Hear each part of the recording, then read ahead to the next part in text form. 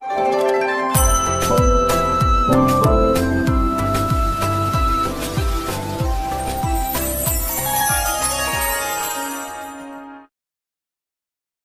जगन्नाथ मु दिवाकर दास आपण को प्रणाम करुच्चे। आज आपण को कहबू एमती किसी सगुन शास्त्र विचार जहाँ को शुणला आप निश्चिंत आनंद हे कहीं किसी पशु पक्षी आम गृह को आसिले आमर अनेक शुभ होता है आउ किसी पशु पक्षी अनेक अशुभर संकेत था।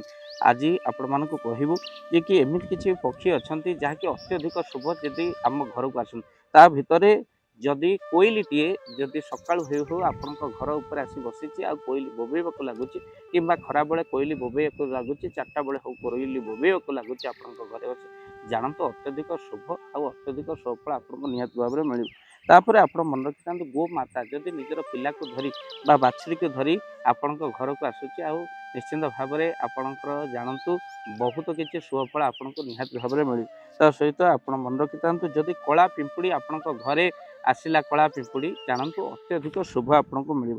जदि नाली पिंपुड़ी आपण घर को आसूची बा घर बाहर यह अशुभ होता है। जदि घरे हलदी बसंत आपणकर हलदी बसंत आपणकर जदि रही हलदी बसंत अतिशय शुभ आपण मानकर होता है। जदि घर को आपणकर हलदी बसंत भली पक्षी आसुचन किंतु जदि आपण घरे आहत पक्षी आपण देखुंट अत्यधिक अशुभ होता है। आहत पक्षी आपणकर देखुता घर उपर पड़ी था देखो अत्यधिक अशुभ होता है। किंतु आपण कौन करेंगे ना आपण जाई शिव मंदिर देवदेव महादेव को प्रार्थना करूँ तो सहित आपण शिव पाखे जल आपण मैंने चढ़ाते जदि आहत पक्षी आपण छात उपरे किंबा परिकी पड़ी था आपण घर अगणार जानतु यह अत्यधिक अशुभ होता है।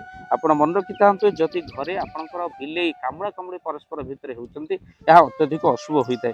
जदि आपण घर बिछा बाहर जे कि कंकड़ा बिछा बाहर यह अशुभ होता है। किंतु जदि आपणकर हलदिया रंगर बा सुनेल रंगर बिछा आप देखुं जदि घर बाहरला यह अत्यधिक शुभ होता है। ता सहित आपण घरे जदि कुकुर आसी कांदी थाए जानतु यह अत्यधिक अशुभ होता है। आप मन रखी था ऊपर मुहां हो कुकुर जदि आपण घर को अनेक कांदुची जानतु आपण घरे कौन लोकंकर मृत खबर से दौची बा कौन लोकंकर एक्सीडेंट कौन दुर्घटना घटवा अच्छे तो आप कौन करेंगे आप महादेव दर्शन करूँ जे कालर काल होती महाकाल। तो सहित मन रखी था घर को जदि आपणकर शुणा जाऊँगी कुंभाटुआ पक्षीर सकाल उठी कुंभाटुआ पक्षी राव जदि आप घरे शुणी पार्टी यह अत्यधिक शुभ होता है।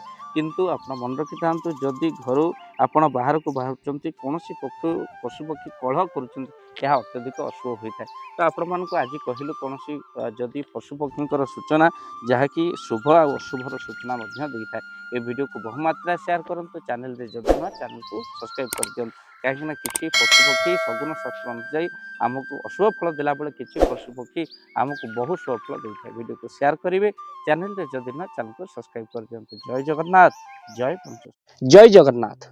धन अर्जन धर्म करी धर्मे प्राप्त नरहरि आपण को उपार्जित धन को जदि धर्म कार्य लगेगा चाहूँगी किसी असहाय असुस्थ व्यक्ति पाखे आम प्रतिदिन पहुँचू आउ किसी सहयोग करूँ जदि आपणकर से गुंडुची मूषा भली दान से कार्य लगे चाहूँगी स्क्रीन रे चली ए नंबर रे एबे कॉल करंतु आमे दबु आपन को फोन पे नंबर आपनकर जेतिकी समर्थ रही सामर्थ्य अनुसार आपण प्रदान करिवे आपनकर अर्थ राशि एबे आपण जानि के आनंदित हेबे।